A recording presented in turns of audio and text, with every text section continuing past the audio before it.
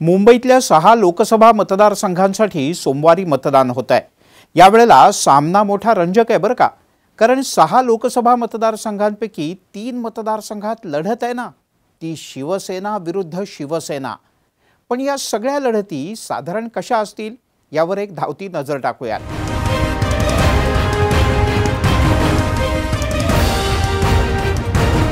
मंडळी नमस्कार, मी मिलिंद भागवत।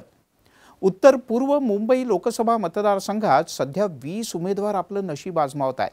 इथे मुख्य लढत आहे ती भाजप महायुतीचे मिहिर कोटेचा आणि ठाकरे गट महाआघाडीचे संजय दीना पाटील यांच्यात। पाटील यांचा प्रवास काँग्रेस, राष्ट्रवादी आणि शिवसेना असा आहे। एकेकाळी त्यांच्या वडिलांचा कामगार क्षेत्रात मोठा दबदबा होता, पण सध्या संजय दीना पाटील यांच्याकडची टीम थोडीशी विस्कळीत आहे। मिहिर कोटेचा हे पाटील यांच्यासोबत आर्थिक विषयात सुद्धा तगडे आहेत आणि कार्यकर्ता विषयात सुद्धा। पण सध्या संजय दीना पाटील यांच्याकडची टीम थोडीशी विस्कळीत आहे। मिहिर कोटेचा हे पाटील यांच्यासारखेच आर्थिक विषयात आणि कार्यकर्ता विषयात पण तगडे आहेत। इथे भाजपचा गेले 20 वर्ष खासदार आहे, त्यामुळे इथली भाजपची ताकद मोठी आहे। गुजराती बहुल समाज, उच्च मध्यमवर्गीय या कोटेचा यांच्या जमेच्या बाजू। संजय दीना पाटील यांच्यासाठी लढत वाटते तेवढी सोपी नाही। उत्तर मध्य मुंबई मतदारसंघाचा विचार केला तर यावेळेला मुंबईतले सगळ्यात जास्त म्हणजे 27 उमेदवार इथून निवडणूक लढवत आहेत। इथली मुख्य लढत काँग्रेस आणि महाविकास आघाडीच्या वर्षा गायकवाड तर भाजप आणि महायुतीचे ॲडव्होकेट उज्ज्वल निकम यांच्यात आहे। इथे भाजपनं सातत्यानं वर्चस्व मिळवलंय। पार्ला, चांदिवली, कुर्ला, वांद्रे पश्चिम इथे थेट युतीचे आमदार आहेत। काँग्रेसचे झिशान सिद्दीकी सध्या एकनाथ शिंदे यांना समर्थन देत असल्यानं निकम यांचं पारडं थोडं जड दिसतंय। पण वर्षा गायकवाड यांचं काम, काँग्रेसची यंत्रणा आणि उबाठाचा एक आमदार या त्यांच्या जमेच्या बाजू। पलीकडे उत्तर पश्चिम मुंबई लोकसभा मतदारसंघाचा विचार केला तर यावेळेला 21 उमेदवार रिंगणात आहेत। मुख्य लढत आहे ती उबाठा गटाचे अमोल कीर्तीकर आणि शिवसेनेच्याच रवींद्र वायकर यांच्यात। ही मुंबईतली शिवसेना विरुद्ध शिवसेना अशी पहिली मोठी लढाई। वायकर यांच्यावर ईडीचे गैरव्यवहाराचे अनेक आरोप झाले, त्यांची चौकशी सुद्धा झाली। तर कीर्तीकर यांच्यावर खिचडी घोटाळ्याचे आरोप झाले आणि त्यांचीही चौकशी झाली। अमोल कीर्तीकर यांचे वडील हे एकनाथ शिंदे यांच्याबरोबर आहेत, तर वायकर यांचे उद्धव ठाकरे यांच्याशी अत्यंत जिव्हाळ्याचे संबंध आहेत। ते व्यावसायिक भागीदार सुद्धा आहेत। गजानन कीर्तीकर इथून 2 वेळेला खासदार होते, तर वायकर 3 वेळेला आमदार। सध्याचं चित्र पाहता इथे खरंच काटेकी टक्कर पाहायला मिळणार आहे। उत्तर मुंबई मतदारसंघाचा विचार केला तर इथे कायमच भाजपचा दबदबा राहिलाय।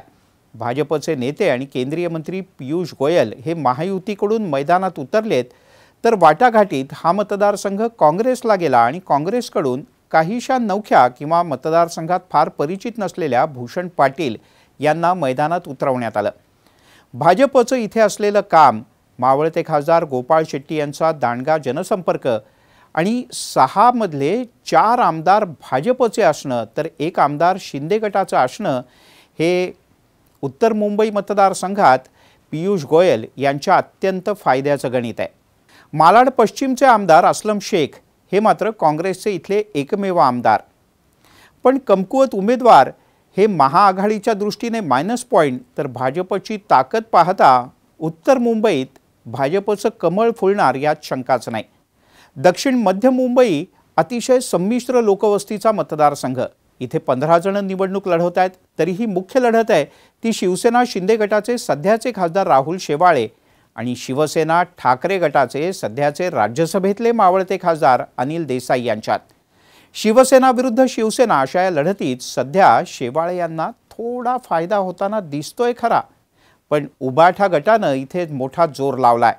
काँग्रेसचं काम, उबाठा गटाचं भावनिक आवाहन आणि प्रचाराचा धडाका यामुळे शेवाळे आणि देसाई यांच्यात तगडी लढाई होऊ शकते। मुंबईतला शेवटचा आणि अनेक अर्थानं महत्त्वाचा असलेला हाय प्रोफाईल मतदारसंघ म्हणजे दक्षिण मुंबई लोकसभा। इथली लढत सुद्धा शिवसेना विरुद्ध शिवसेना आहे।